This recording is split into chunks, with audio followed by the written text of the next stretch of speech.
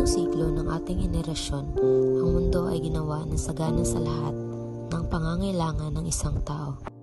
Simple at payak ang karaniwang pamumuhay ng mga sinaunang komunidad at higit sa lahat ay kukonti pa ang mga tao noon. May balanse pa noon ang bilang ng mga tao katumbas ng kanilang mga pinagkukunang yaman.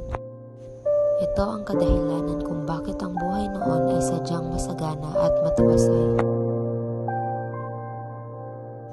Ang kakapusan ay nagmula sa salitang kapos na ang ibig sabihin ay kulang, salat, kakurampot, limitado o di sapat. Kapag ang isang bansa ay kinakapos, marami ang nagugutom dahil sa kulang na ang pinagkukunan ng pagkain tulad ng bigas, gulay, karne at iba pa. Ang labis na kagutuman naman ay nagdudulot ng malnutrisyon, sakit at minsan ay kamatayan. Bukod sa mga senyales na ito ay maaari ding makaranas ng gulo dahil sa kakulangan ng mga bilihin at likas na yaman.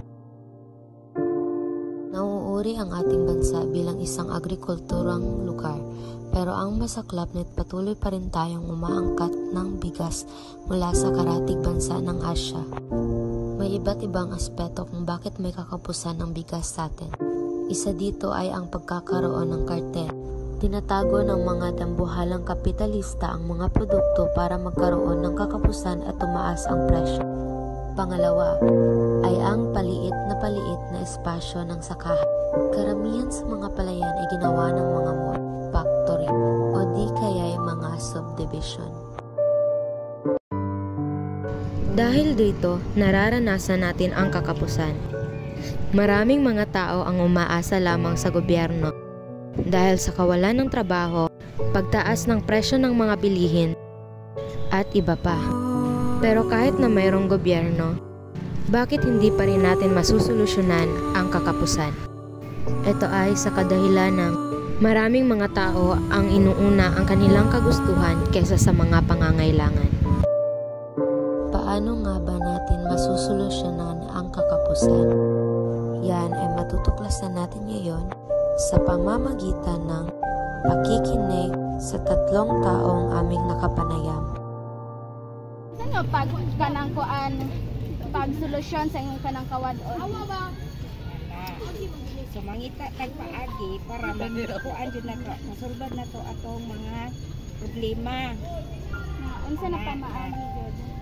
Makakita kag pang kuan jud nimo nga dili ka unsa ba di baka mawadaan. O ba? Atong solusyon sa pagsulbad sa atong panginahanglan sa adlaw-adlaw. Kinahanglan lang yun ang pagpaningkamot sa pagsilabtanay sa matang pamilya. Sama sa mama o papa nga magsilabtanay kung aha magkuha